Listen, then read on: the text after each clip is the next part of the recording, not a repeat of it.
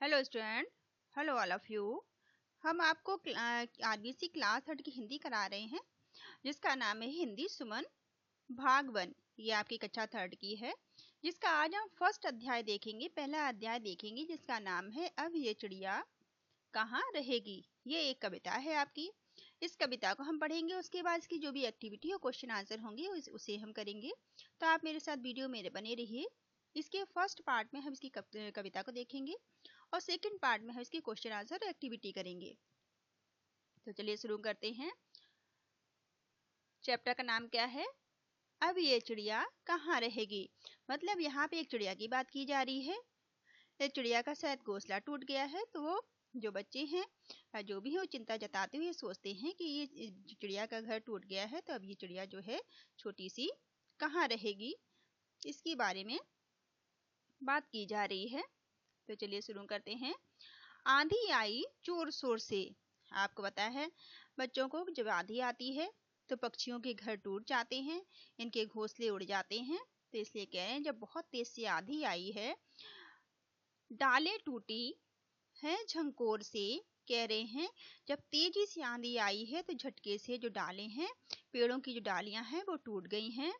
उड़ा घोंसला अंडे फूटे, जिससे क्या हुआ है कि उनके अंडे फूट गए हैं, उनका घोंसला उड़ गया है, जिसके कारण अंडे जो हैं वो फूट गए हैं।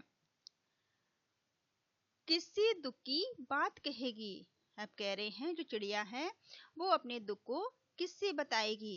जो उसके अंडे फूट गए हैं, उनका घोंसला उसका टूट गया है, तो वो अपने दुख की बात वो किसे सुनाए, किसे बताए, क्योंकि उसका घर भी टूट चुका है और उसके जो अंडे थे वो भी फूट गए हैं। अब ये चिड़िया कहाँ रहेगी।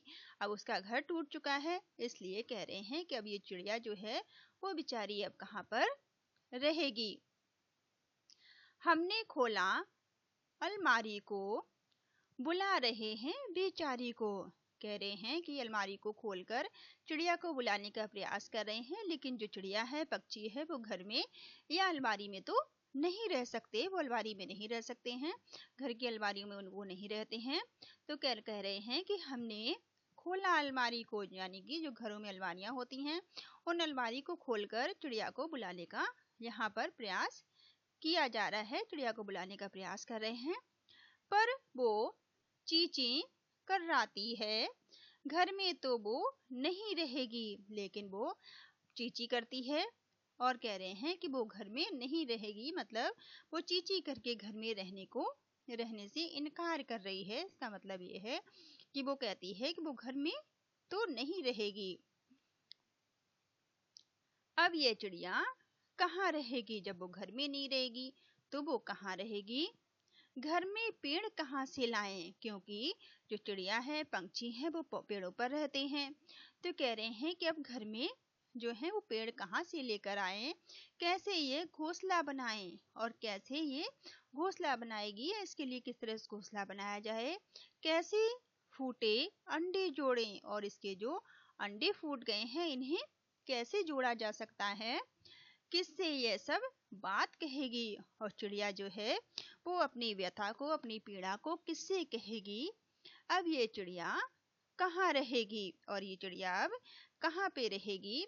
ये देखो, एक आपको यहाँ पर पिक्चर दिखाई दे रही होगी, जिसमें कि ये चिड़िया है, चिड़िया की फोटो बनी हुई है। ये चिड़िया है आपकी, ये इसका घोंसला है जो गिर गया है, नीचे गिर पड़ा है। पेड़ की डालियां टूटी हुई दिख रही हैं आपको, पेड़ की डालियां टूट गई हैं, जिसके कारण इसका घोंसला टूट गया है। इसके अंडे ये देखिए फूटे हुए पड़े हुए हैं। और ये जो दो बच्चे हैं ये इसके विषय में विचार कर रहे हैं कि जो चिड़िया है वो अपनी अब बात किससे कहेगी, वो अब कहाँ पर रहेगी। ये छोटी सी पोयम थी जो महादेवी वर्मा के द्वारा लिखी गई है। चलिए एक बार इस कविता को फिर से देखते हैं ताकि आपको अच्छे से ये याद हो जाए। अब ये चिड़िया कहाँ रहेगी। आंधी आई जोर शोर से, डालें टूटी झंकोर से, उड़ा घोंसला अंडे फूटे, किससे दुख की बात कहेगी। अब ये चिड़िया कहाँ रहेगी। हमने खोला अलमारी को, बुला रहे हैं बेचारी को, पर वो चींची कर्राती है। घर में तो वो नहीं रहेगी, अब ये चिड़िया कहाँ रहेगी? घर में पेड़ कहाँ से लाएं? कैसे ये घोंसला बनाएं? कैसे फूटे अंडे जोड़ें? किससे ये सब बात कहेगी? अब ये चिड़िया कहाँ रहेगी?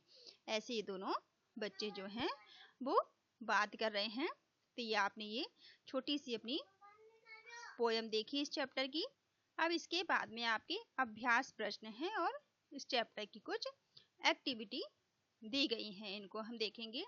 इसको हम इसकी एक्टिविटी को और क्वेश्चन आंसर को इसके सेकंड पार्ट में देखेंगे। Thank you all of you. Thank you for watching.